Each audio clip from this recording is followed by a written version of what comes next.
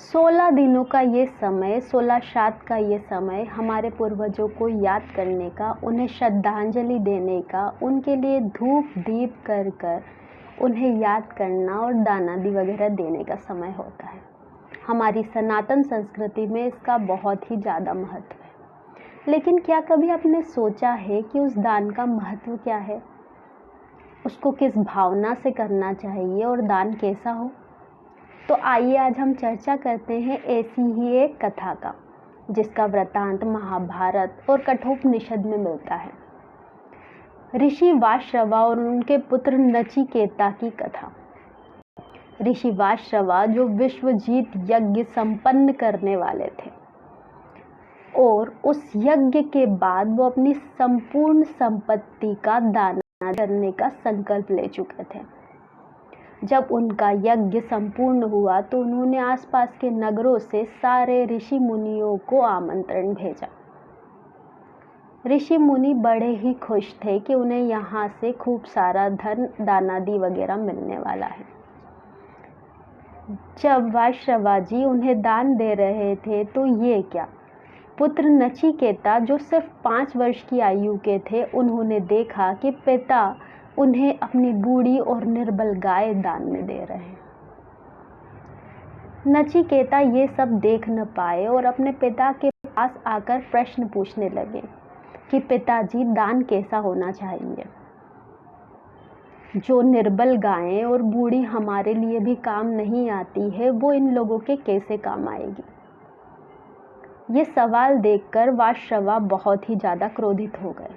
लेकिन नचिकेता अपने सवाल पर अड़े रहे और वो बार बार पिताजी से कहने लगे कि पिताजी, दान तो उन चीज़ों का किया जाता है जो हमें सबसे ज़्यादा प्रिय होती है और मैं आपकी सबसे प्रिय चीज़ हूँ, तो बताइए पिताजी, आप मुझे किसे दान कर रहे हैं?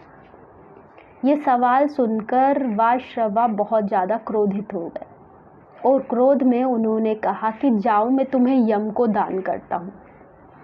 नचिकेता पिता की आज्ञा पाकर अपनी यात्रा पर निकल पड़े और यमपुरी पहुँचे। यमपुरी में द्वारपालों को देखकर उन्होंने सवाल किया कि बताइए, यमराज कहाँ हैं? द्वारपालों ने कहा कि वो विचरण पर गए हैं 3 दिनों के लिए।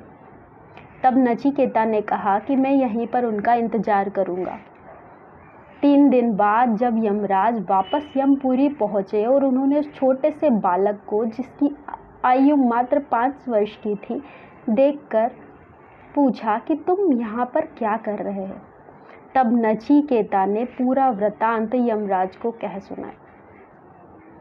यमराज उस छोटे से बालक का साहस देखकर बहुत ही खुश हुए और उन्होंने कहा कि जाओ, तुम अपने पिता के पास वापस लौट जाओ।